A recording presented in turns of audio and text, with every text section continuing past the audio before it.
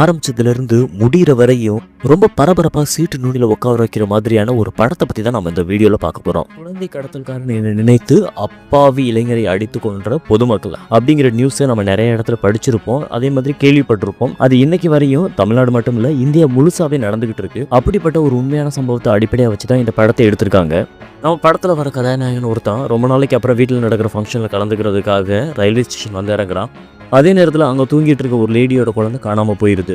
Railway ஸ்டேஷனில் நின்றுட்டு இருந்த எவனோ ஒருத்தன் ஹீரோவையும் அவங்களோட காரையும் வீடியோ எடுத்து இவங்க ஒரு குழந்தை கடத்தல்காரங்க அப்படின்னு இன்டர்நெட் ஃபுல்லாக பரப்பி விட்டுறான். இதனால இவங்க எங்கே போனாலும் பொதுமக்கள் இவங்களை அடிச்சு கொலை பண்ண முயற்சி பண்ணுறாங்க. அதுலேருந்து தப்பிக்கவும் முடியாமல் ஒளியவும் முடியாமல் காயத்தோடவே உயிருக்கு போராடிக்கிட்டு சுற்றிக்கிட்டு திரியிறாங்க. கடைசியில் அதுலேருந்து எப்படி தப்பிச்சாங்க, தன்னை மேலே எந்த தப்பும் இல்லை அப்படிங்கிறத எப்படி ப்ரூஃப் பண்ணாங்க அப்படிங்கிறத பற்றி தான் மீதி கதை.